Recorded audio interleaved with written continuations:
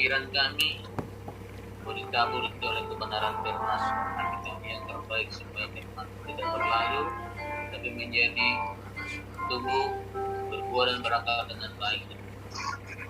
Ini penyembahan yang kami naikkan kepadamu, urapi semua kami, urapi apa yang menyampaikan tentang firman Tuhan. Terima kasih Tuhan Yesus. Berdoa, haleluya. Amin. Salam semua. Salam Dan Kisah Para Rasul Kisah Para Rasul pasal 20 ayat 17 sampai dengan ayat yang ke-24. Kisah Para Rasul 20 ayat 17 sampai dengan ayat 24. Perikopnya tentang perpisahan Paulus dengan para penatua di Efesus. Saya bacakan. Karena itu ia Kisah Para Rasul 20 ayat 17 sampai 24. Perpisahan Paulus dengan para penatua di Efesus. Karena itu ia menyuruh seorang dari Miletus ke Efesus dengan pesan supaya para penatua jemaat datang ke Miletus. Sesudah mereka datang, berkatalah ia kepada mereka, kamu tahu bagaimana aku hidup di antara kamu sejak hari pertama aku tiba di Asia ini. Dengan segala kerendahan hati aku melayani Tuhan. Dalam pelayanan itu aku banyak mencurahkan air mata dan banyak mengalami pencobaan dari pihak orang Yahudi yang mau membunuh aku. Sesungguh demikian aku tidak pernah melalaikan apa yang berguna bagi kamu. Semua aku beritakan dan kuajarkan kepadamu, baik di muka umum maupun dalam perkumpulan-perkumpulan di rumah kamu. Aku senantiasa bersaksi kepada orang-orang Yahudi dan orang-orang Yunani supaya mereka bertobat kepada Allah dan percaya kepada Tuhan kita Yesus Kristus. Tetapi sekarang sebagai tawanan roh, aku pergi ke Yerusalem dan aku tidak tahu apa yang akan terjadi atas diriku sendiri selain daripada yang dinyatakan Roh Kudus dari kota ke kota kepadaku bahwa penjara dan sesangsara menunggu aku. Tetapi aku tidak menghiraukan nyawaku sedikit pun asal saja aku dapat mencapai garis akhir dan menyelesaikan pelayanan yang ditugaskan oleh Tuhan Yesus kepadaku untuk memberi kesaksian Injil. Kasih Tuhan. Jadi ini kita bicara tentang bagaimana Paulus di dalam pelayanannya, bahwa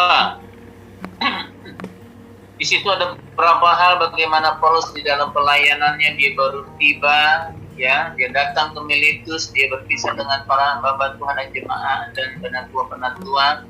Di sini ada beberapa hal di tempat yang baru itu bagaimana dia melayani Tuhan, saudara. Di dalam ayat 4 19 dikatakan begini, dan dengan segala kerendahan hati aku melayani Tuhan. Dalam pelayanan itu aku banyak mencucurkan air mata dan banyak mengalami pencobaan dari pihak orang Yahudi yang mau membunuh aku. Jadi memang di dalam pekerjaan pelayanan Tuhan itu, ya, Alkitab dengan segala apapun dia mengajarkan bagaimana bahwa melayani itu harus banyak dengan kerendahan hati Tuhan.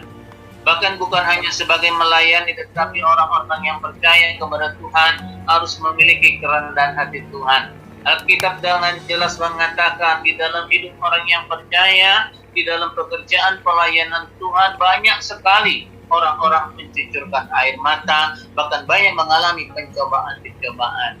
Saya percaya hari-hari ini banyak orang-orang menjerit, berdoa, banyak mencucurkan air mata, bahkan banyak mengalami ujian-ujian yang datangnya daripada Tuhan. Tuhan katakan bagaimana banyak mengalami pencobaan dari orang-orang Yahudi. Beda dengan apa yang Paulus kerjakan pada zaman-zaman pemberitaan Injil, saudara. Di dalam anugerah Tuhan, di dalam hari-hari ini Allah memberikan anugerah yang cukup besar, di mana Tuhan ajarkan kepada kita umatnya bahkan pelayanannya supaya kita melayani Tuhan dengan apa? Kerendahan hati dan banyak bersandar kepada Tuhan, banyak mencucurkan air mata, banyak meminta kepada Tuhan, saudara. Karena hari-hari ini banyak orang mengalami kesulitan, banyak orang mengalami cobaan-cobaan, banyak orang mengalami tekanan-tekanan. Di sini pribadi lepas pribadi, Alkitab dengan jelas ajarkan kita lebih banyak berharap kepada Tuhan. Disitulah Tuhan katakan, aku banyak mencucurkan air mata. Orang-orang yang rendah hati pasti akan banyak mencucurkan air mata daripada dia. Tuhan katakan dia meminta-minta. Lebih baik dengan kerendahan hati dia hanya bisa menangis kepada Tuhan. Dia hanya bisa berdoa kepada Tuhan. Dia hanya bisa memohon kepada Tuhan. Kenapa? Karena disitulah pada setiap air mata maka Tuhan katakan dikirbatnya lah, Tuhan katakan ia akan ditampung dan akan menjadi berkat-berkat bagi setiap mereka. Tuhan juga ajarkan di dalam pelayanan Paulus banyak mengalami cobaan-cobaan, saudara. Memang pencobaan-pencobaan yang dialami itu banyak, saudara ya. Tetapi Alkitab dengan jelas katakan tanpa seizin Tuhan, saudara. Alkitab dengan jelas katakan pencobaan-pencobaan yang kamu alami adalah apa? Biasa, yang tidak akan pernah melebihi daripada kekuatan setiap kita. Kalau hari-hari ini saudara mengalami cobaan, itu tidak akan melebihi dari kekuatan kita. Kalau kita hari-hari ini mengalami ujian daripada Tuhan, Alkitab dengan jelas katakan di dalam 1 Korintus pasal 10 ayat 13, pencobaan itu tidak akan melebihi daripada kemampuan kita. Memang porsinya berbeda, saudara ya. Memang porsi daripada setiap anak-anak Tuhan itu beda, saudara, di dalam ujian dan pencobaan-pencobaan yang dialami. Tetapi ingat kepada kebenaran firman Tuhan bahwa pencobaan itu tidak akan melebihi daripada apa? Kekuatan dan kemampuan kita, karena ada Tuhan yang akan memberikan kekuatan kepada setiap kita. Saudara, Alkitab dengan jelas katakan mencucurkan air mata, berarti Tuhan inginkan di dalam hari-hari ini kita harus selalu dekat dengan Tuhan, mengingat kepada Tuhan, melakukan apa yang Tuhan perintahkan dalam setiap kita. Saudara, Alkitab dengan jelas katakan kepada setiap kita, masih banyak orang-orang di luar sana Tuhan yang butuh dilayani, Tuhan yang butuh diingatkan oleh Tuhan, yang butuh diberikan segala sesuatunya. Kalau khotbah saya yang kemarin dikatakan apa? Orang kuat menanggung kelemahan, menanggung orang yang lemah. Saudara, saya percaya kita hari-hari ini bukan hanya secara rohani kita menguatkan manusia, tetapi secara jasmani kita belajar, orang-orang yang diberkati Tuhan belajar untuk apa? Untuk menanggung kelemahan orang. Saudara, kita walaupun gereja kita kecil, kita belajar untuk apa? Belajar untuk menanggung kelemahan orang yang lemah. Saudara, bahkan di mana pelayanan di Jonggol sekalipun kita belajar dengan kemampuan sebatas kita, saudara. Ya, kita belajar untuk apa? Untuk memberi, untuk menabur, untuk memberikan apa? Orang-orang yang lemah, saudara. Kenapa? Karena banyak orang-orang yang hari-hari ini menangis, saudara. Banyak orang-orang yang hari ini mencucurkan air mata, saudara. Bahkan banyak yang saya jumpai dalam pelayanan, mereka menangis, saudara. Kenapa? Mereka nggak bisa lagi berbuat apa-apa. Mereka banyak mengeluh, mereka banyak dirumahkan, mereka banyak dipotong segala sesuatunya, ya. Sementara mereka juga harus makan lain sebagainya, saudara. Bahkan banyak orang-orang yang sudah lama saya nggak ketemu, mereka mengalami kurus, saudara. Tapi disitulah Tuhan katakan apa? Kita belajar untuk apa? Untuk banyak dekat dengan Tuhan. Karena pada saat kita mencucurkan air mata, Tuhan akan menggerakkan anak-anaknya yang diberkati Tuhan. Tuhan akan menggerakkan setiap anak-anaknya yang diberkati Tuhan untuk apa? Melakukan apa? Nanti ada hubungannya dengan yang lain, saudara ya. Tapi di situ saya coba lewatkan lagi dulu di dalam ayatnya ke-20. Yang pertama, disitulah dengan kerendahan hati. Orang yang kerendahan hati akan mencucurkan air mata. Kerendahan hati akan banyak mengalami ujian dari pihak manapun. Yang kedua, ayat 20, sungguh pun demikian aku tidak akan pernah melalaikan apa yang berguna bagi kamu. Semua aku beritakan dan kuajarkan kepada kamu, baik di muka umum maupun dalam perkumpulan di rumah kamu. Artinya apapun yang dikerjakan oleh Paulus, dia tidak akan pernah melalaikan apa yang berguna bagi orang lain. Dia tidak akan luput daripada apa yang akan dikerjakan buat orang lain. Dia tidak akan pernah untuk apa melakukan apa yang menjadi kepentingannya sendiri, tapi dia belajar untuk apa? Tidak lalai, saudara, apa yang akan Tuhan perintahkan kepada hamba Paulus. Saya ingat kalau hari-hari ini bagaimana Paulus dalam pelayanan, di Alkitab dengan jelas katakan dalam pelayanan Paulus banyak orang-orang miskin yang dilayani Tuhan. Bukan hanya sekedar dia beritakan Injil, bukan hanya sekedar dia memberitakan keselamatan, tapi Paulus ajarkan bahwa dia tidak pernah melalaikan sesuatu yang berguna bagi kamu. Hal apa jasmani yang dibutuhkan pada saat orang-orang miskin menderita tidak makan, Paulus juga mengajarkan supaya apa? Supaya mereka diberikan dengan apa? Setiap mereka yang diberkati, Alkitab dengan jelas katakan supaya Paulus beritakan orang-orang mengumpulkan harta kekayaannya untuk apa? Membagi-bagikan kepada mereka. Jadi pelayanan itu harus seimbang, saudara. Pelayanan bukan hanya sebatas rohani, tetapi pelayanan juga membutuhkan hal-hal jasmani kepada orang-orang yang dilayani oleh Tuhan. Yang terpenting buat kita, jangan pernah lalai sekalipun apa yang Tuhan kasih kepada kita. Jangan pernah kita lupa dengan apa yang sudah Tuhan berikan kepada kita. Tetapi kita belajar untuk apa? Melakukan apa yang bisa kita kerjakan buat apa? Orang-orang yang kita layani, orang-orang yang kita pernah kita layani kepada Tuhan. Saudara yang dikasih Tuhan Yesus, kita percaya bahwa apa yang kita lakukan semata-mata bahwa kita belajar untuk ingat kepada Tuhan, sehingga apa yang Tuhan perintahkan kita tidak lupa, tidak luput, saudara. Supaya apa? Supaya kita juga nggak pernah lalai dengan apa yang Tuhan mau dalam kehendak kita, dalam kehendak kehidupan kita, saudara. Nah, yang ketiga, di dalam ayat 22 dan 23 dikatakan begini, tetapi sekarang sebagai tawanan roh aku pergi ke Yerusalem, dan aku tidak tahu apa yang akan terjadi atas diriku selain daripada yang dinyatakan Roh Kudus dari kota ke kota kepadaku, bahwa penjara dan sengsara menunggu aku. Alkitab dengan jelas katakan Paulus itu ditawan oleh roh. Artinya apa yang dipikirkan hanya roh kudus. Saudara, dia ingat kalau Tuhan di dalam pelayanannya ini dia dikuasai oleh roh. Bahkan Alkitab dengan jelas katakan dia dipanggil dalam pelayanannya karena roh yang memanggil Paulus dalam pelayanannya. Nah, saya yakin sekali bahwa setiap kita harus belajar untuk apa? Ditawan oleh roh, sehingga apa? Sehingga kita tahu bahwa kita apa yang Tuhan mau dalam hati kita, itulah yang kita kerjakan.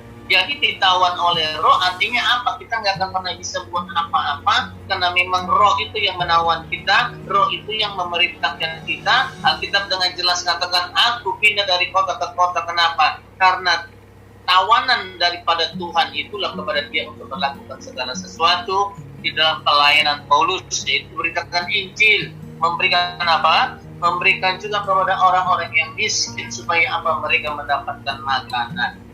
Memang ada bahaya, memang ada tantangan. Bahkan Paulus katakan dia dikejar-kejar. Di dalam pelayanan sebagai orang percaya pun banyak tantangan dalam hidup setiap kita. Tetapi orang-orang yang ditawan oleh Roh Kudus adalah apa? Orang-orang yang mau mengikuti daripada kehendak Tuhan. Dia berjalan dengan pimpinan Tuhan, bukan kemauannya sendiri. Saudara, ayat 22, tetapi sekarang sebagai tawanan roh. Sebagai tawanan roh. Sekarang dikatakan apa? Sekarang, saudara. Dulu memang belum ditawan oleh roh, dikuasai dengan roh, saudara. Ya, tetapi begitu dia sudah mulai ditawan oleh roh, itulah maka dia mengikuti roh, mengikuti apa yang Tuhan mau, mengikuti apa yang Tuhan perintahkan, saudara. Saya yakin sekali, saudara, ya, bahwa pelayanan di tempat kita ini, saya percaya walaupun sedikit dan kecil, kita belajar untuk selalu mengikuti apa yang Tuhan mau. Amin. Dan saya yakin sekali bahwa gereja kita walaupun kecil ini kita masih juga mampu ya untuk berjalan dalam rumah ibadah. Artinya begini, saudara, dengan keterbatasan ekonomi yang ada kita masih bisa membayar tempat ibadah, ya, tempat ibadah gereja, bahkan juga jemaat-jemaat masih juga diberkati oleh Tuhan luar biasa, saudara, ya. Tapi saya masih banyak melihat di luar masih orang-orang yang susah dan sulit sekali. Kita gereja kecil belajar juga untuk apa? Belajar untuk saudara. Ya, saya minggu yang lalu juga coba jalan-jalan sama Ibu Resa, saudara, ya. Kita mau lihat Jonggol gimana kondisi dan keadaannya. Di sana banyak sekali yang susah, saudara. Ya, yang kita dalam gembalaan kita aja, cabang kita aja lah dulu yang kita bicarakan, jangan yang di luar sana. Yang di luar sana banyak orang menderita. Tapi yang di dalam pelayanan cabang kita di Jonggol itu aja kita melihat banyak orang-orang yang sudah pada mengeluh, saudara ya. Walaupun mereka punya usaha kecil, mereka menangis, mereka nggak bisa makan, mereka nggak ini dan sebagainya. Tapi itulah Tuhan kerjakan kepada kita apa? Karena kita ditawan oleh Roh apa yang Tuhan mau kita kerjakan, saudara ya. Bukan kelebihan kita untuk melakukan itu semua, tetapi apa? Namanya kita berbagi itu bukan berarti harus besar, saudara ya. Berbagi itu sedikit. Apa yang kita mampu bisa miliki, ya. Seperti seorang anak kecil, saudara, kalau dia punya 2 permen atau 3 permen, ada teman-temannya dikasih satu-satu, itu mulai berbagi, ya. Nggak usah punya sekantung dulu yang namanya berbagi, saudara. Nah, disinilah dikatakan apa? Sekarang Paulus katakan sebagai tawanan Roh aku pergi kemana? Yerusalem. Dia pergi kemana? Kenapa? Karena Roh itu yang memerintahkan. Dia pergi ke sana untuk apa? Untuk Tuhan katakan supaya dia tidak lalai apa yang menjadi kepentingan umat daripada Tuhan, saudara. Saya yakin seluruh umat yang percaya kepada Tuhan itu adalah umatnya. Bukan hanya orang dalam GBI Sumber Arta, bukan hanya orang dalam Jonggol, bukan hanya orang dalam gereja Betel, GPDI, semuanya. Orang yang percaya kepada Tuhan adalah umat Tuhan. Makanya Paulus katakan dia diperintahkan kemana? Ke Yerusalem, dari kota ke kota. Saudara, Paulus ini dikenal dalam pelayanannya. Kenapa? Karena dia selalu pindah-pindah kota. Ya, itu karena dia ditawan oleh Roh. Dia pindah satu kota, dia pindah ke kota yang lain. Bahkan perjalanannya itu dia kerjakan apa? 3 kali berturut-turut dengan apa? Dengan perjalanan yang sama. Saudara, hari ini dia jalan ke sana, dia ikutin apa yang Roh Kudus mau, dia ikutin dan ikutin. Setelah perjalanan dia kembali lagi ke tempat asalnya, dia berangkat lagi, ya.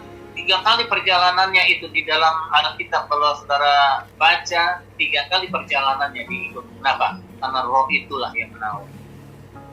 Ya, dia ikut karena apa? Karena dia dipanggil oleh Tuhan. Dia mengalami perjumpaan dengan Tuhan. Makanya kan 12 murid Rasul waktu pertama dikatakan apa? Dia agak kurang percaya kalau Paulus adalah termasuk kategori murid dari Paulus. Tapi Paulus katakan kepada 12 para Rasul katakan apa? Bahwa aku dipanggil sejak dalam masa kandungan. Artinya apa? Bahwa Roh itu sudah memanggil. Bahwa setiap anak-anak Tuhan dipanggil dengan apa? Dengan Tuhan. Supaya apa? Mereka terlibat di dalam apa? Pekerjaan dan pelayanan. Oleh karena dia ditawan Roh itulah maka dia dikatakan apa? Segala sesuatu yang akan dinyatakan dengan Roh Kudus dari kota ke kota. Walaupun ada tantangan dalam konteks perjanjian baru itu dikatakan tantangannya adalah apa? Penjara, saudara. Ya, jadi dari kota ke kota pasti ada tantangan yang harus dia lalui, pasti ada apa? Halangan dan rintangan yang harus dia lewati. Tetapi orang-orang yang ditawan oleh Roh Kudus percaya bahwa segala sesuatu adalah apa? Karena Tuhan yang ada di dalam apa? Pimpinannya sama Tuhan. Ya, kadang-kadang kita nggak bisa mengerti dan menerima dengan apa yang ada dalam hidup setiap kita. Tetapi waktu kita belajar untuk untuk ikut apa yang Roh Kudus mau, maka semakin hari kau mengikuti Tuhan, maka semakin hari pasti Roh itu akan menawan dalam hidup setiap kita, melakukan apa yang Tuhan mau dalam kehendak kita. Saudara, ada seorang hamba Tuhan melayani, saudara. Dia seorang pekerja, tetapi dia juga seorang pelayan, tapi bukan seorang gembala, hanya menjadi seorang khotbah, ya. Pada satu saat, semakin hari dia ditawan oleh Roh Kudus, maka dia katakan kepada pimpinannya di atasnya, dia bilang begini, saya akan keluar dari perusahaan ini. Kenapa? Karena saya dipanggil Tuhan untuk melayani full, saudara. Artinya apa? Dia udah ditawan Roh. Dia nggak bisa lagi mengikuti yang lain. Dia mau ikut apa yang Tuhan mau. Makanya dia izin untuk apa? Untuk keluar dari mana dia kerja. Dia ditawan oleh Tuhan di dalam rohnya untuk apa? Untuk pergi melayani Tuhan. Tapi karena dia orang salah satu di dalam perusahaan itu yang sangat penting, yang sangat dibutuhkan sampai-sampai perusahaannya mengizinkan dia pelayanan kemanapun, tetapi satu hal, jangan keluar dari perusahaan ini. Kenapa? Karena masih butuh nasihat, saudara. Ini hebat, saudara. Ya, bukan hanya sebatas bukan hanya sebatas hal-hal rohani, tetapi jasmani. Dari kebutuhan-kebutuhan dunia juga dia dibutuhkan untuk apa? Menjalankan perusahaan itu, saudara. Dia butuh orang-orang seperti ini. Kenapa? Karena dia dipanggil Tuhan. Hebat, kalau orang yang udah ditawan roh, pasti Tuhan pakai dengan luar biasa. Pasti Tuhan akan cukupkan segala sesuatunya dengan apa? Dengan luar biasa, saudara. Tetapi kita belajar, makanya tadi dikatakan apa? Dengan kerendahan hati, dengan banyak apapun kita belajar dan tidak pernah lalai dengan apa yang Tuhan perintahkan. Yang ketiga adalah apa? Kita belajar untuk apa? Roh itu yang menawan diri kita. Orang yang ditawan roh bukan orang yang terdiam dalam rumah, saudara. Kenapa? Roh itu bekerja. Nah, dia bertindak melakukan apa yang dipimpin Tuhan. Yang terpenting jangan melalaikan apa yang Tuhan mau dalam hidup setiap kita. Nah, yang keempat, saudara, yang keempat di dalam ayat yang ke-24, tetapi aku tidak menghiraukan nyawaku sedikit pun, asal saja aku dapat mencapai garis akhir dan menyelesaikan pelayanan yang ditugaskan oleh Tuhan Yesus kepadaku untuk memberikan kesaksian tentang Injil. Jadi yang keempat, apa yang Paulus bagikan, 3 hal di dalam pelayanannya. Alkitab dengan jelas katakan apa? Paulus tidak menghiraukan nyawanya sedikit pun, asal saja dia mencapai apa garis akhir. Itulah dikatakan dia sebagai rasul, saudara, bukan nabi. Beda pekerjaan rasul dengan nabi, itu berbeda, saudara. Kalau rasul itu menerobos semua tantangan-tantangan, menerobos apapun, badai-badai, itu rasul, saudara.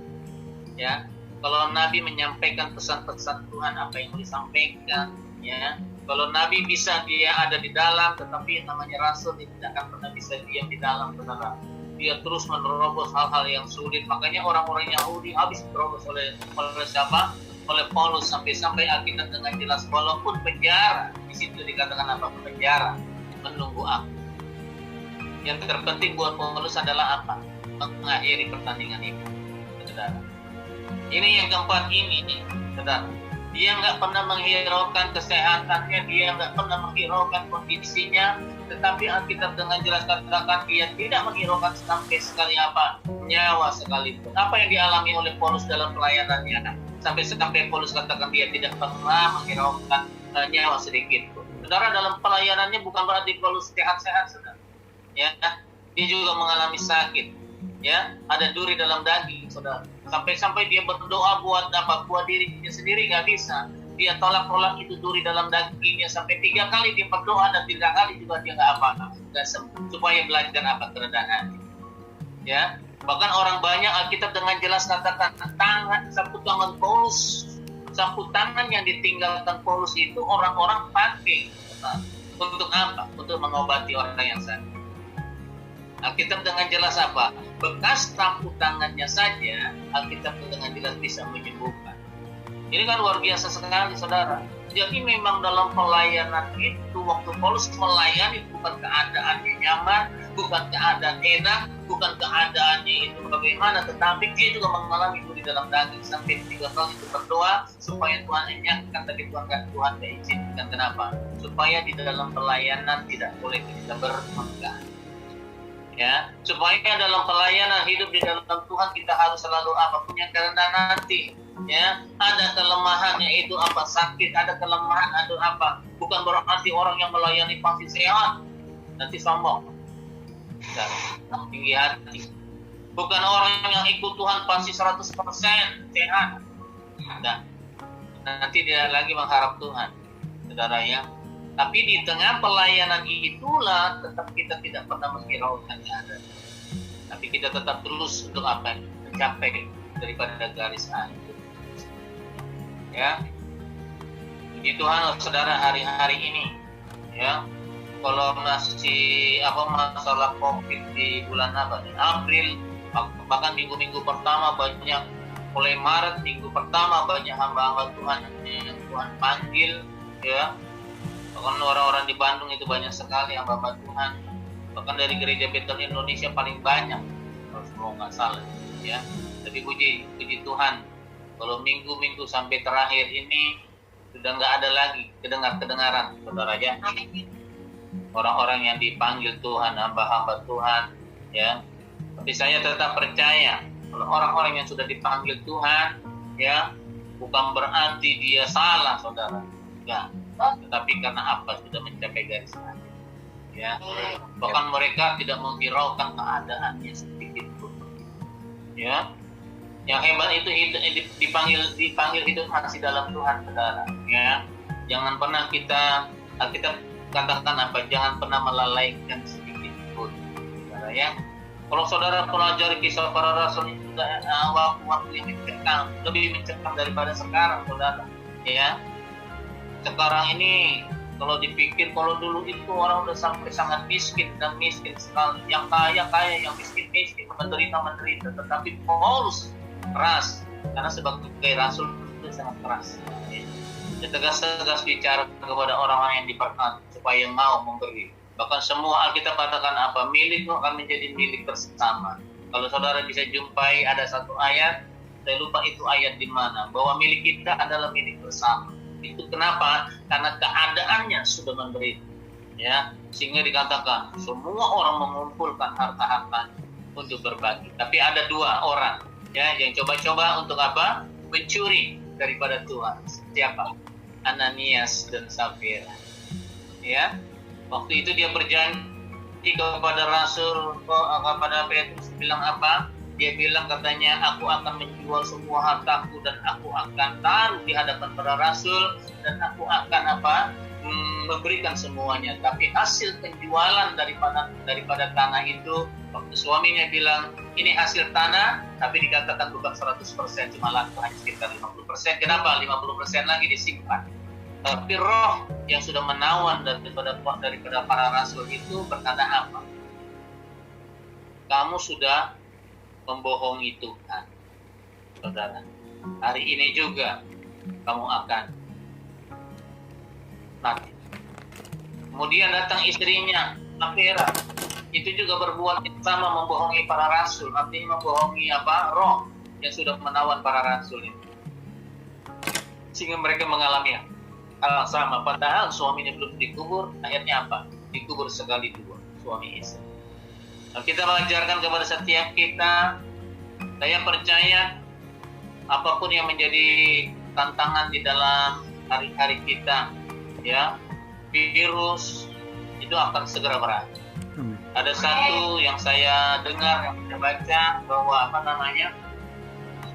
orang-orang bulan-bulan Juni ini akan sudah mulai dibuka pelan-pelan sekarang. Ya, kalau saya nggak salah, bulan Juni akan sudah mulai dibuka. Bahkan sekolah itu kalau nggak salah buka minggu-minggu pertama, ya. Mall akan dibuka minggu-minggu kedua, ya. Tetapi rumah ibadah akan mulai dibuka justru bulan Juli. Mungkin uji coba kali mall, ya. Tapi ibadah akan dibuka bulan Juli. Jadi serentak mungkin nanti orang-orang sekolah itu udah mulai bulan Juli, ya. Ini ada tingkat kemajuan, berarti kenapa? Karena rencananya itu kalau nggak salah pemerintah ajukan supaya di bulan-bulan Desember, saudara. Kenapa? Karena melihat pertumbuhan kota Jakarta dan juga saudara yang semakin hari ini sudah nggak ada lagi dampak dari virus. Mungkin kalau ada pertambahan dari daerah-daerah yang belum menjaga, saudara ya. Bahkan Tasikmalaya, Garut itu baru minggu-minggu kemarin gitu, masang PSBB, ya, baru ikuti PSBB. Bahkan di mana kota-kota yang lain juga baru mulai, ya, seperti itu. Jadi 4 hal yang kita belajar hari ini, kerendahan hati kita. Yang kedua, tidak pernah melalaikan apa yang Tuhan mau. Yang ketiga, kita minta supaya Roh Kudus menawan hidup kita. Yang keempat adalah apa? Kita tidak pernah menghiraukan keadaan setiap kita. Ya, kalau Paulus kalau Paulus selalu mementingkan dirinya sendiri, saya percaya banyak orang-orang yang tidak dimenangkan di dalam dunia. Tapi kita melihat harga yang harus dibayar oleh Paulus, tidak kita menghiraukan keadaan sekali. Ya, kalau saudara sekali-sekali kalau saudara baca itu riwayat dari Rasul Paulus, itu menderita sekali, saudara. Padahal kalau dibilang hidupnya enak dan nyaman, ya, sebagai seorang pengusaha tenda yang harusnya dia kelola itu tenda, tapi diterjun akan panggilan bukan tawanan Tuhan. Tinggalkan semuanya untuk Tuhan. Memang ada bagian-bagian, Anugerah Tuhan ada bagian-bagiannya, ada para rasul, ada para nabi, ada hamba Tuhan, ada jemaat, ya. Itu ada bagian-bagiannya dalam gereja Tuhan, ada tugas-tugasnya. Itu saudara. Saya percaya semuanya untuk Tuhan, ya. Amin. Makanya kita belajar untuk apa? Kita belajar untuk apa? Supaya kita mampu, ya, sampai pada garis akhir. Ya, Tuhan memberkati. Kita akan berdoa buat kebenaran firman Tuhan. Terima kasih buat pagi yang indah ini. Kami percaya setiap keluarga kami yang hari ini Tuhan mengikuti online service, hadirat-Mu ada dalam setiap rumah kami. Kau hadir untuk menjamah kami, hadir melawan kami, Tuhan. Keluarga-keluarga kami, setiap keluarga-keluarga yang hadir, ya Tuhan. Para suami, istri, anak-anak semua dilawat Tuhan, diberkati Tuhan. Setiap suami diberkati Tuhan, pekerjaan juga diberkati Tuhan. Tawan setiap kami dengan Roh Kudus-Mu, sehingga kami tidak lalai untuk apa yang kami harus lakukan Tuhan di dalam nama Yesus. Terima kasih ya Tuhan Yesus. Mari saudara kita mau berdoa buat setiap kita yang hadir hari ini. Selawatan Tuhan atas setiap kami yang ada di rumah kami masing-masing. Mau berdoa ya Tuhan buat keluarga Bapak Yosef, istri, anak-anak semua lawatan hari ini ya Tuhan Yesus. Kau menjamahnya lebih lagi. Kau menawan dengan Roh-Mu ya Tuhan. Kau memberkati ya Tuhan. Kau buka dalam segala rencana dan pergumulan keluarga ya Tuhan. Berkati semuanya Tuhan. Apa menjadi kebutuhan diberkati Tuhan. Kesehatan, kekuatan daripada-Mu. Jauhkan dari COVID-19 Tuhan di dalam nama Yesus. Kami berdoa juga buat keluarga, bapak, istri, anak. Mau diberkati Tuhan, lawan Tuhan, jaga lindungi dan berkati Tuhan. Apa yang menjadi pergumulan buka jalan, berkati kesehatan, berkati juga Tuhan di dalam nama Yesus. Dan Tuhan jauhkan Tuhan dari sakit penyakit dengan COVID-19 buat keluarga yang Tuhan dalam nama Yesus. Tetap memelihara hari-hari yang sekali ya Tuhan. Berdoa juga lawatan Tuhan buat keluarga Bapak ini, istri, anak-anak semua ya Tuhan. Lawat hari ini Tuhan, berkati Bapak. Engkau apa menjadi pertemuan buka jalan, berkati Tuhan. Apa menjadi rencananya ya Tuhan. Berkati buat kesehatan, kekuatan yang daripada ya Tuhan di dalam nama Yesus. Engkau jauhkan dari sakit penyakit berkat COVID-19. Kami juga berdoa lawatan Tuhan buat keluarga Pak Bayu, istri, anak. Berkati ya Bapak, apa menjadi rencana pertemuan diberkati Tuhan, buka jalan Tuhan, apa menjadi rencana-rencana-Mu, berkati kesehatan, dan kekuatan yang daripada menjauhkan daripada COVID-19. Kami juga berdoa Tuhan buat keluarga, buat Pak Joki, istri, anak, semua diberkati Tuhan, kesehatan, kekuatan dalam pemeliharaan Tuhan dalam nama Yesus Tuhan. Engkau berkati rencana, Engkau berkati pergumulan, berkati juga Tuhan dari segi penyakit apapun di dalam nama Yesus COVID-19. Kami berdoa juga buat lawatan Tuhan buat ibu sendiri yang ada di Bandung, semua keluarganya ya Bapa dalam nama Yesus ya Tuhan. Engkau berkati ya Tuhan. Kesehatan, perlindungan, jauhkan dari sakit penyakit Tuhan dalam nama Yesus. Engkau juga jauhkan dari COVID-19. Kami serahkan angin dan tangan kasih-Mu. Engkau memberkati ya Tuhan apa yang menjadi pergumulannya, apa yang menjadi rencana-rencana ke depannya kepada mukjizat. Engkau berkati Tuhan kesehatan, jauhkan sakit berkat COVID-19. Kami serahkan juga keluarga Ibu Moni dan anak dalam tangan kasih-Mu Tuhan lawan dalam hari ini. Engkau memberkati ya Bapa, apa menjadi pergumulannya, apa yang menjadi rencananya buka jalannya Tuhan. Engkau memelihara hari-hari pasarinya. Engkau memberkati Tuhan buat kesehatannya, menjauhkan dari sakit penyakit berkat dari COVID-19. Kami juga berdoa hari ini Tuhan buat keluarga Ibu Siti di dalam nama Yesus. Engkau berkati, jauhkan sakit, Engkau jauhkan dari segala apapun yang tidak berkenan. Engkau berkati juga buat Lasma, Bodin dan Helena Tuhan, bekerja yang sesatnya ada di tempat dia bekerja. Lawan dan berkati ya Tuhan dalam nama Yesus, dan biarlah Engkau memberkati kesehatan mereka, jauhkan mereka dari sakit, jauhkan mereka dari COVID-19 ya Tuhan. Kami juga berdoa hari ini buat terus yang ada di Jonggol, Engkau berkati dia kesehatan dan kekuatan daripada Tuhan, berkati kehidupannya Bapa, jauhkan dari sakit penyakit bahkan COVID-19, bahkan umat-umat-Mu yang ada di sana lawan Tuhan jamaah, Tuhan pelihara dan Tuhan berkati ya Tuhan. Terima kasih. Juga berdoa Tuhan Yesus buat apa yang menjadi kebutuhan kami, Engkau berkati ya Tuhan di tempat ini, berkati semuanya ya Tuhan. Bahkan pelayanan di GBI Sumber Harta, kami percaya Tuhan Engkau yang pelihara, Engkau yang berkati, Engkau terus yang akan memberkati apa menjadi kebutuhan gereja-Mu ya Tuhan. Setiap persembahan kolekta Engkau berkati Tuhan, berkati setiap persembahan persepuluhan bahkan pembangunan Engkau memberkati ya Tuhan, jemaat-jemaat Tuhan. Terima kasih ya Tuhan Yesus, sekali lagi Tuhan kami sudah berdoa. Haleluya. Amin. Yang kita akhiri ibadah kita, kiranya Tuhan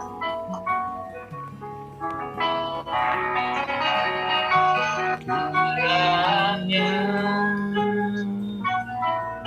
Engkau memberkati aku berlimpah-limpah,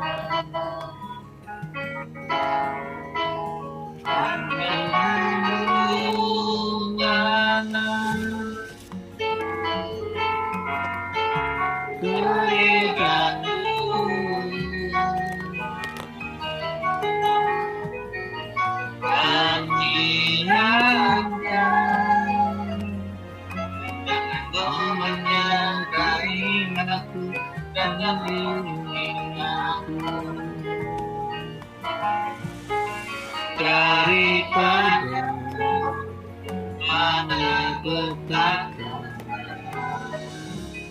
sehingga kesakitan tidak menimpa aku, sehingga kesakitan tidak menimpa aku. Kiranya Tuhan memperluas berkat-berkat-Mu buat jemaat-jemaat dan gereja-Mu, memperluas tentang pelayanan-Mu buat gereja-Mu ya Tuhan. Makasih buat hari ini, arahkan hati kita kepada Tuhan dalam perkataan kita, terima bola berkat dari Allah Bapa dan kita begitu amat manis dan Tuhan Yesus yang sudah menyelamatkan kita berdoa dengan Roh Kudus yang memimpin hidup kita, yang membawa kita naik dan sudah tetap jaga, dan Tuhan Yesus dan kembali kedua menjemput saudara-saudara jadi awan kami. Kita berkati Tuhan, sama-sama kita berkata amin. Berkati. Ya, Pak Edi, Pak Yosef, Tuhan